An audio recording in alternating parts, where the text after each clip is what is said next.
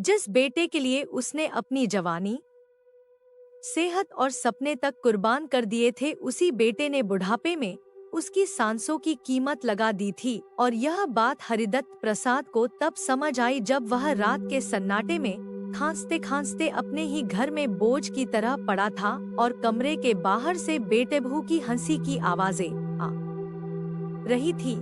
हरिदत्त प्रसाद उम्र के 70वें पड़ाव पर खड़े एक सीधे साधे शांत स्वभाव के बुजुर्ग थे। माथे की गहरी झुर्रियां उनके संघर्षों की कहानी कहती थी। आंखों में हमेशा एक अजीब सी नमी रहती थी, जैसे कोई दर्द भीतर ही भीतर ठहरा हो। उनकी जिंदगी कभी आसान नहीं रही थी। जवानी में ही पत्नी का साथ छूट गया था। तब उनका बेटा दीपक महज 8 साल का था। सरकारी दफ्तर में चपरासी की नौकरी, छोटी तनख्वाह, ऊपर से अकेले बच्चे की जिम्मेदारी। लेकिन हरिदत्त ने कभी हार नहीं मानी। उन्होंने खुद भूखे रहकर बेटे को पढ़ाया, नई किताबें दिलाई, अच्छे कपड़े दिलाए, ताकि वह कभी किसी के सामने खुद को कमतर न समझे। वक्त बीतता गया, बेटा बड़ा हुआ, पढ़ा लिखा, शादी हुई। बहू काव्या घर आई, बाहर से देखने में बेहद सुसंस्कृत, मीठी बोली, सभ्य व्यवहार। मोहल्ले वाले कहते थे, हरिदत्त जी कितने भाग्यशाली हैं, बेटा भी अच्छा, बहू भी समझदार। लेकिन घर की 4 दीवारों के भीतर कहानी बिल्कुल अलग थी। दीपक पढ़ाई पूरी करने के बाद नौकरी के लिए भटका, लेकिन मेहनत से उसे हमेशा परहेज रहा। उसे जल्दी पैसा चाहिए था, बिना पसीना बहाए आराम की जिंदगी चाहिए थी। दोस्तों के साथ घूमना, महंगे फोन, कपड़े, शराब, होटल, यही उसकी दुनिया बन चुकी थी। और काव्या उसके इस स्वभाव की सबसे बड़ी साथी थी। बाहर से संस्कारी बहू का मुखौटा और भीतर लालच की आग। उसे लगता था कि ससुर की पेंशन उनके ऐशो आराम की कमाई है। हरिदत्त प्रसाद की दिनचर्या बेहद साधारण थी। सुबह उठकर मंदिर जाना, कुछ देर भगवान के सामने बैठना, फिर मोहल्ले के बुजुर्गों के साथ 2 बातें, यही उनकी दुनिया थी। लेकिन जब घर लौटते तो मन भारी हो जाता। एक ही सवाल उन्हें कचोटता, क्या मैंने यही दिन देखने के लिए सब कुछ सहा? एक दिन पेंशन आई। हरिदत्त ने हमेशा की तरह पासबुक बेटे दीपक को देते हुए कहा, बेटा बैंक जाकर पैसे निकाल लाना, बिजली का बिल बाकी है, दवाइयाँ खत्म हो गई हैं और बच्चों की स्कूल फीस भी भरनी है। दीपक ने मुस्कुरा कर हामी भरी, लेकिन उसके मन में कुछ और ही चल रहा था। उसने बैंक जाकर चुपचाप खाते से जुड़ा मोबाइल नंबर बदलवा दिया। कहा, पापा अब आपको मैसेज पढ़ने में दिक्कत होती है, सब मैं देख लूंगा। धीरे धीरे एटीएम कार्ड और इंटरनेट बैंकिंग की जानकारी भी उसके हाथ लग गई। शुरुआत में उसने जरूरी खर्च पूरे किए ताकि किसी को शक न हो, लेकिन कुछ महीनों में असली रंग सामने आने लगा। कभी नया फोन, कभी महंगे जूते, कभी दोस्तों के साथ पार्टी। पेंशन का पैसा उड़ने लगा। काव्या भी पीछे नहीं रही। महंगी साड़ियाँ, ब्रांडेड पर्स, ब्यूटी पार्लर के पैकेज, हरिदत्त की दवाइयों का पैसा टलने लगा। कई बार उन्होंने कहा, बेटा सांस बहुत फूल रही है, डॉक्टर को दिखा दो। दीपक टाल देता और काव्या ताना मारती, इतनी छोटी बात के लिए डॉक्टर कौन जाता है? हरिदत्त चुप हो जाते। रात को खांसते खांसते सोचते, क्या मेरी मेहनत की यही कीमत है? एक रात हालत बहुत बिगड़ गई। वह अकेले कमरे में रोते रहे। तभी उन्होंने मन में ठान लिया कि अब चुप नहीं रहेंगे। अगले दिन पड़ोसी रघुनाथ से बात की। उन्होंने सलाह दी, खुद बैंक जाओ, पासबुक अपडेट कराओ, सच सामने आ जाएगा। हरिदत्त कांपते कदमों से बैंक पहुंचे और जब पासबुक छपी तो उनके पैरों तले जमीन खिसक गई। हर हफ्ते पैसे निकल रहे थे। Mobile store, hotel, boutique, parlour, बच्चों की फीस बहुत कम और बाकी खर्च बेहिसाब। बैंक कर्मचारी ने बताया, खाते का नंबर बदला गया है और इंटरनेट बैंकिंग चालू है। हरिदत्त ने वहीं सब बंद करवाया और घर लौट आए। दिल में दर्द भी था और एक अजीब सा सुकून भी कि अब सच्चाई सामने है। घर आकर उन्होंने सामान्य व्यवहार रखा ताकि किसी को शक न हो। उन्होंने पेंशन खुद निकालनी शुरू की और कुछ पैसे अलग रखने लगे। उधर दीपक और काव्या परेशान हो गए। कार्ड काम नहीं कर रहा था। दीपक ने गुस्से में पूछा, पापा कार्ड क्यों बंद करवाया? हरिदत्त ने भोलेपन से कहा, बैंक वालों ने सुरक्षा के लिए कर दिया होगा। काव्या चिल्लाई, घर कैसे चलेगा, फीस कैसे भरेगी? हरिदत्त ने साफ कह दिया, अब पेंशन सिर्फ जरूरतों पर खर्च होगी, ऐशो आराम पर नहीं। दीपक और काव्या तिलमिला गए। उन्हें पहली बार लगा कि खेल हाथ से निकल रहा है, लेकिन वे हार मानने वाले नहीं थे। उनके दिमाग में नई नई चालें चलने लगी और यहीं से उस घर में एक ऐसी लड़ाई शुरू हुई जो सिर्फ पैसों की नहीं बल्कि रिश्तों की असली परीक्षा बनने वाली थी। और यह तो सिर्फ शुरुआत थी, क्योंकि आगे जो होने वाला था वह दीपक और काव्या ने सपने में भी नहीं सोचा था। सोनम जल्दी जल्दी अपने कपड़े बैग में रख रही थी। हाथ कांप रहे थे और आंखें बार बार दरवाजे की तरफ उठ जा रही थी। जब से उसके पापा का फोन आया था, उसका मन जैसे उसी पल मायके पहुंच चुका था। फोन पर पापा की आवाज थकी हुई थी, डरी हुई भी। उन्होंने बस इतना कहा था कि तुम्हारी भाभी की तबीयत ठीक नहीं है बेटा, अगर हो सके तो आ जाना। उसी पल से सोनम का दिल बैठ सा गया था। उसने अपने पति रवि से कहा था और रवि ने भी भरोसा दिलाया था कि वह थोड़ी देर में आता है और उसे उसके पापा के घर छोड़ देगा। सोनम ने राहत की सांस ली थी और सामान समेटने लगी थी।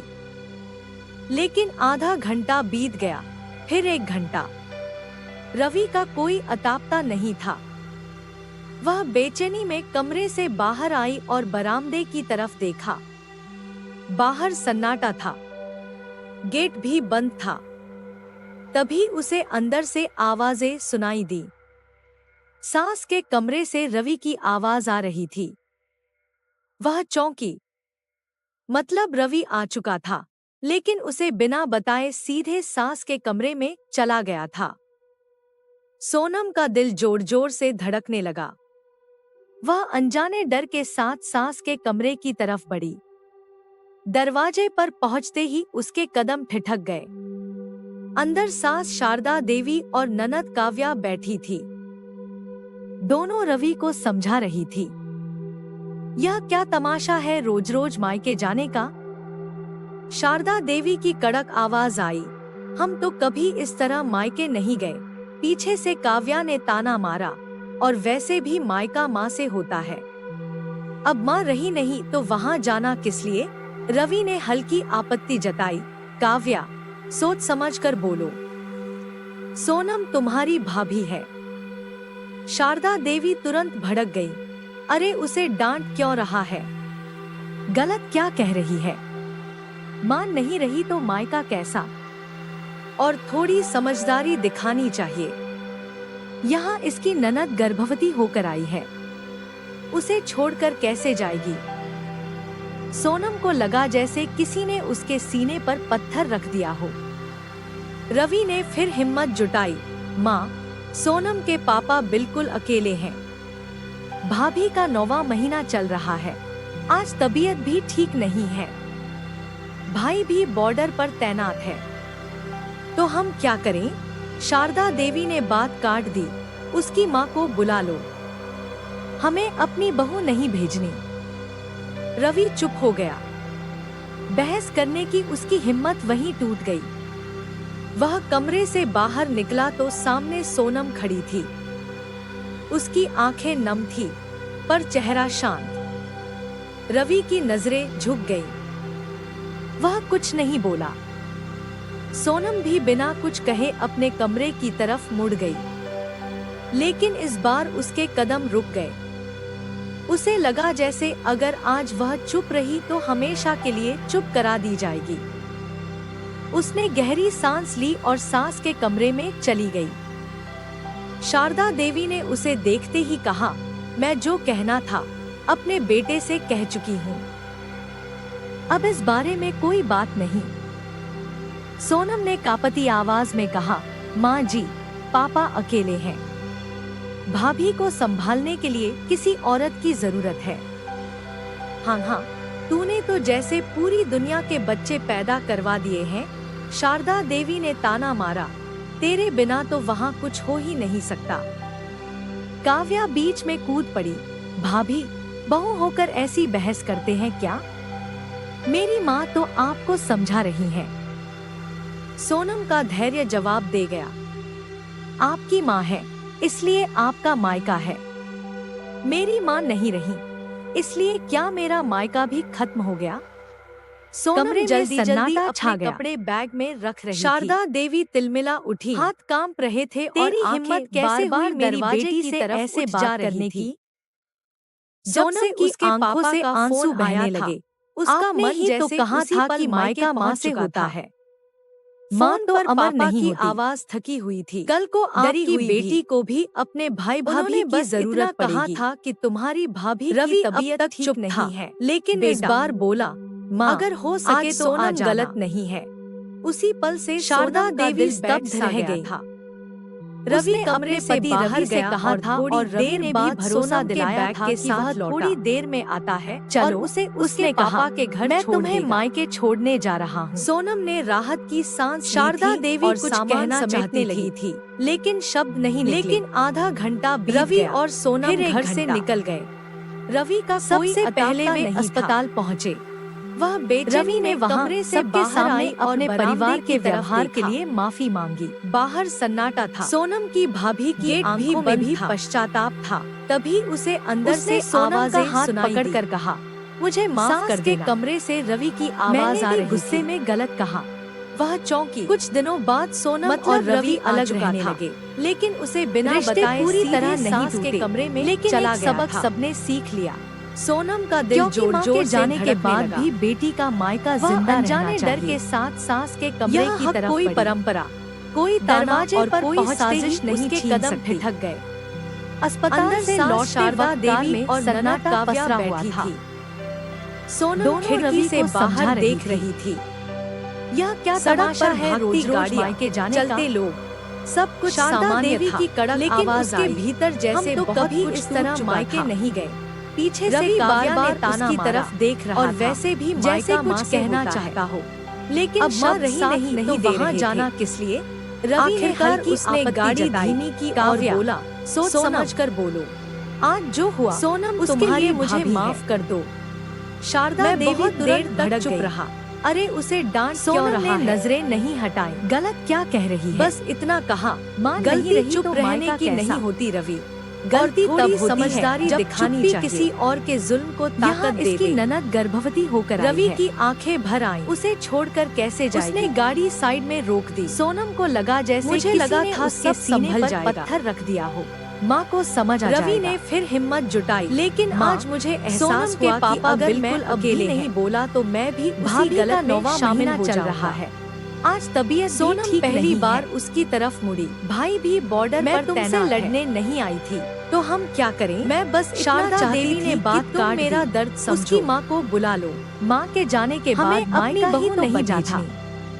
अगर रवि वही चुप छिन हो जाए गया। तो औरत के पास क्या बहस रह करने जाता की है? उसकी हिम्मत वहीं टूट वे गई। सीधे सोनम के पापा वह के कमरे घर से पहुंचे। बाहर निकला तो सामने दरवाजा सोनम खुलते खड़ी ही थी। उसके पापा ने बेटी उसकी को आंखें देखकर नम थी, आंखें पोंछ पर ली। चेहरा शांत।